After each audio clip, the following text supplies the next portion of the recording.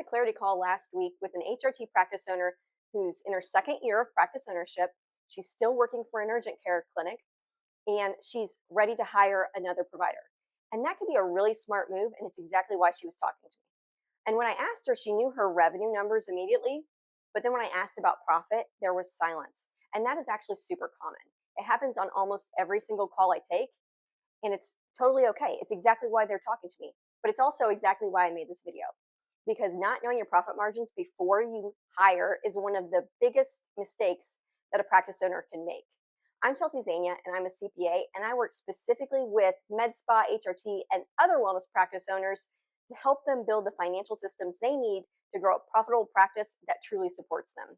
Today, I'm walking you through the 6 things that clinician owners should never do with their money. Some of these are decisions you might be considering right now, and some of them may be decisions you've already made. Either way, by the end of this video, you're going to exactly know what to watch out for and what to do instead. And stick around for mistake number 4, because it's one of the most predatory financial products out there, and they are targeting clinicians. It's not something that enough people are talking about right now, and it's costing practice owners a ton of money. Okay, let's get into mistake number 1. This is hiring before it makes sense. And this one is genuinely hard because once you realize that you need help, you're in so deep and you're just too busy to clearly think about whether or not you can actually afford to hire. And that's exactly the situation that the practice owner I mentioned was in. She's fully booked, she needs another provider, and she's ready to pull the trigger. And I understand that impulse completely, and I fully support hiring. But hiring before your margins can handle it is one of the riskiest moves you can make. If your gross margins aren't where they need to be before you bring on a provider, you may not be able to generate enough revenues from that provider to both pay the provider and still leave you enough of a profit. At that point, you've added a significant fixed cost to your practice without the profit margins to support it. So make sure that your treatments are priced for 60% gross profit margins, including labor costs, okay? Then you can hire.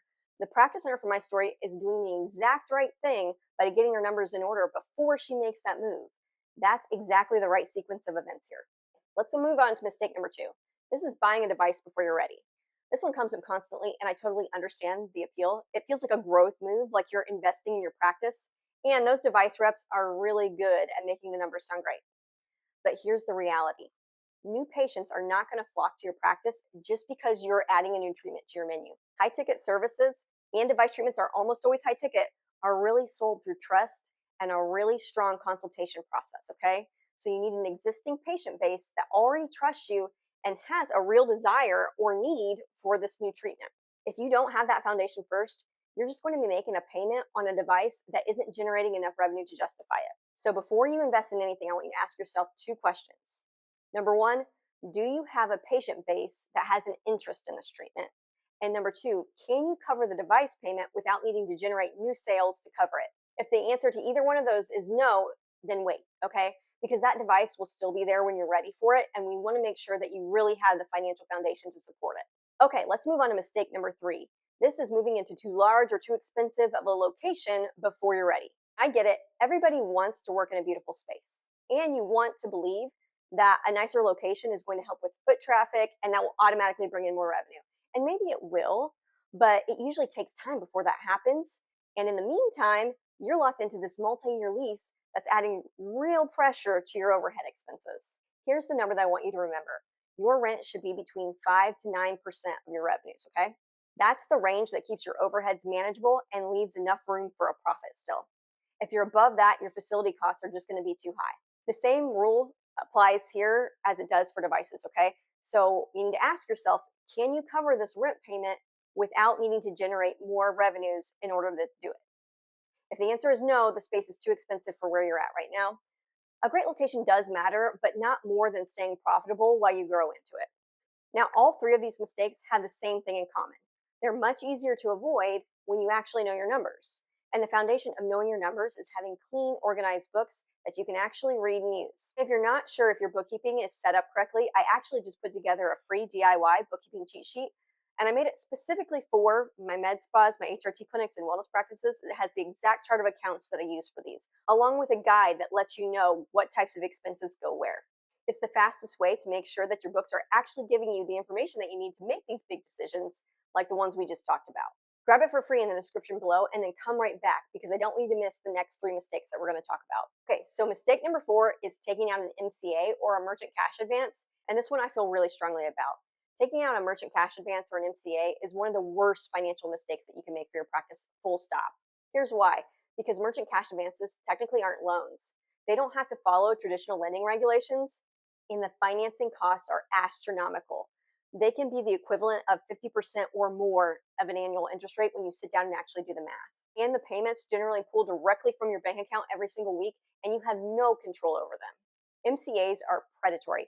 They are designed to be easily accessible when you are in a desperate situation, and that accessibility is exactly what makes them so dangerous. There are legitimate lending options out there for practice owners, okay? An SBA loan, a business credit line, equipment financing from a legitimate lender, all of these are going to be better options for you. I would never recommend an MCA. Okay, mistake number 5, another thing that I would never want you to do is reactively manage your money. Because if you wait to the end of the month to be looking at your numbers, you're always going to be reacting to what already happened instead of deciding ahead of time what you want to happen and what's going to happen next, okay?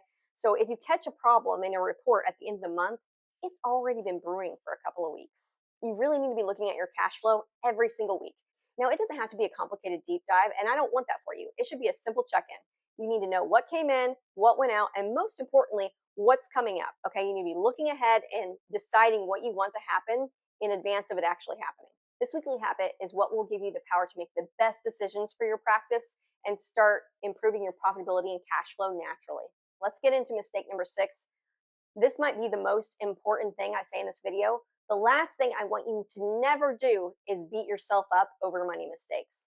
If every time you sit down to look at your finances, you're feeling shame or dread, or like you're being called into the principal's office, you are definitely going to avoid looking at your numbers, okay?